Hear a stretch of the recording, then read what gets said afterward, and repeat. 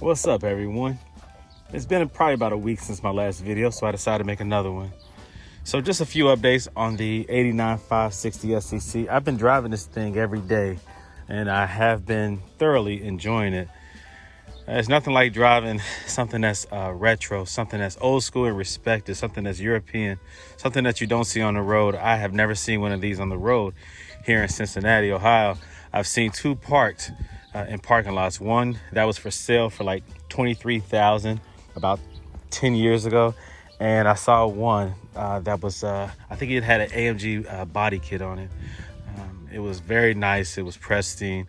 I seen it parked in a parking lot somewhere. Never seen one actually driving on the road. So this car gets a whole lot of looks, a whole lot of attention when I'm driving it. A lot of respect from older people and younger people. I can only imagine what's going through the thoughts of those who are older, who remember these cars back in the day, may have always wanted one back in the day. Anyhow, it's been quite an experience, man, and I really have enjoyed it. I haven't driven any of my other cars. I just been driving this one for the purpose of, going through it, seeing what's going on with it. Right now, I haven't, restored the exterior of it, so it's a good time to throw it out here in this in these conditions, I guess, with the salt and snow, and not have to really worry about messing anything up. It's been very, very pleasurable, should I say. Now, a couple things that I have discovered, though. I do have two issues. So one of my videos, I spoke of adding oil to it because the oil level was low. And I had a brief discussion as to what type of oil I should use. And I questioned the viscosity, the thickness of the previous owner, the oil that they had chosen. Well, now I know why. Just as some people had told me that once you use a thinner oil, and synthetic at that, you probably likely will start getting oil leaks.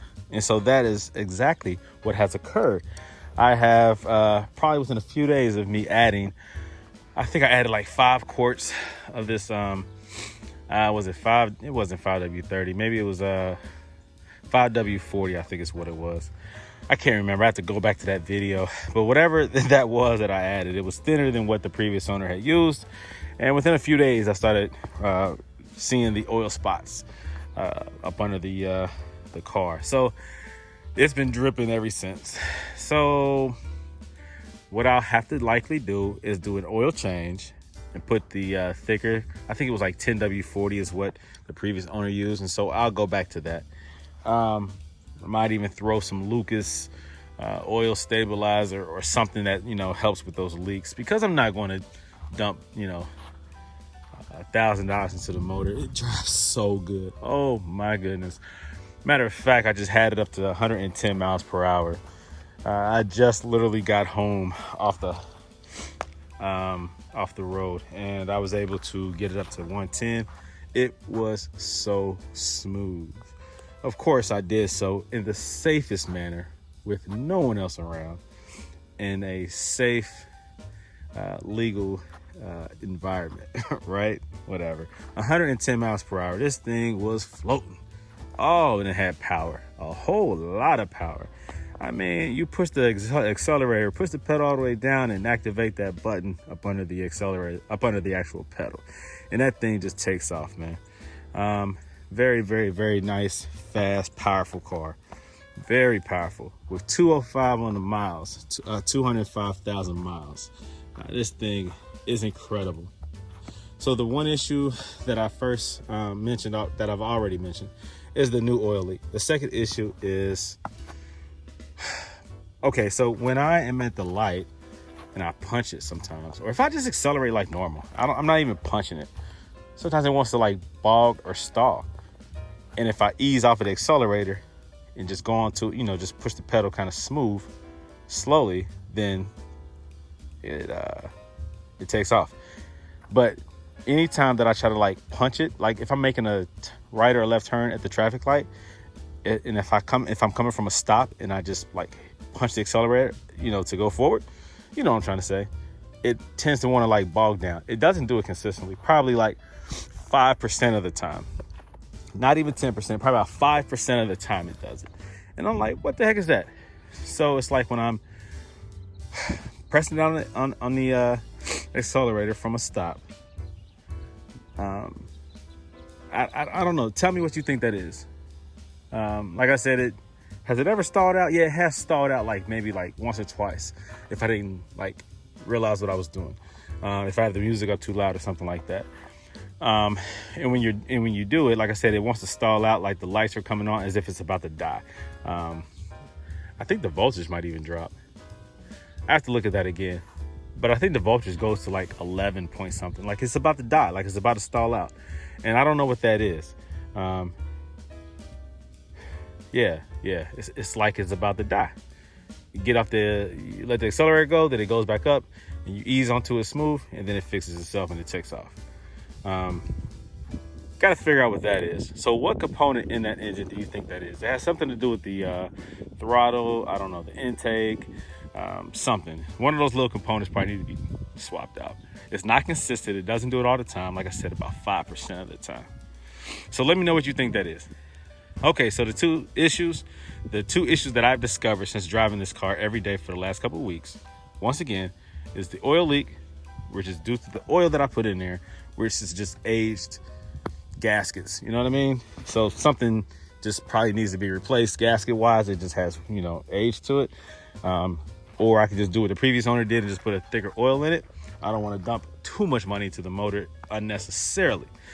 And the second issue is it wanting to stall if you accelerate too fast just sometimes. All right, so that's that. I already ordered I actually have now the accumulators for the rear suspension. So that's going to be cool because right now it is bouncy. It tends to kind of like float like a boat sometimes rather than be as firm as it should be. And then there's some creaking in the back, and that's that sway bar link on both sides that's worn out. That plastic, it has like the white ball cups. They're worn out on both sides. So I have that also. Those came the other day. So I have the accumulators and I have this sway bar links. So that's going to be cool. I'll put that on.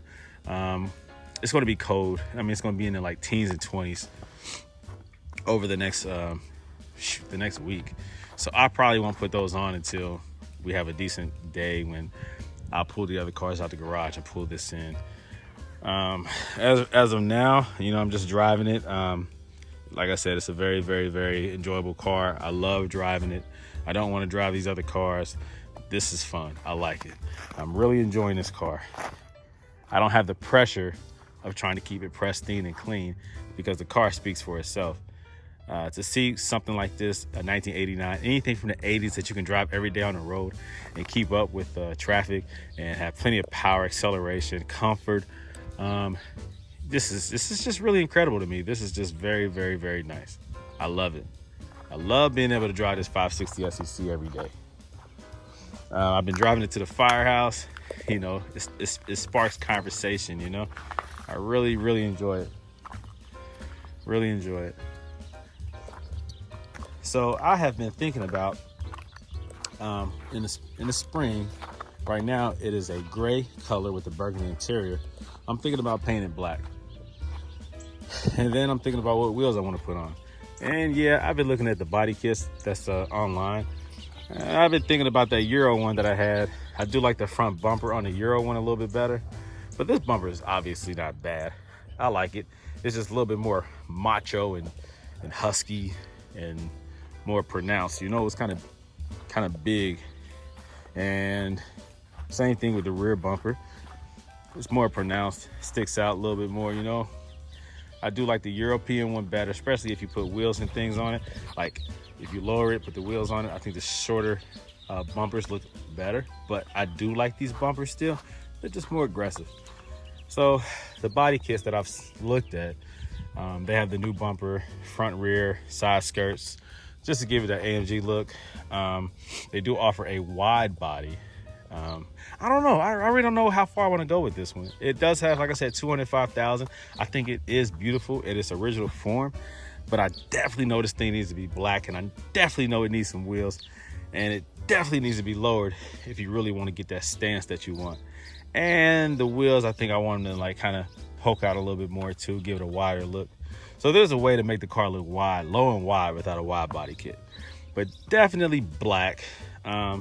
These headlights, I'll go back and forth about how much money I want to put into them. I don't want to spend $1,000 or $1,500 on the Euro headlights. I wish they made some aftermarket ones like they do on the SEL, the 4-door version of these. You can get aftermarket, clear, modern headlights all day long, but not on these SECs. They're not playing around. They want to keep those numbers up. You know, they're expensive to replace.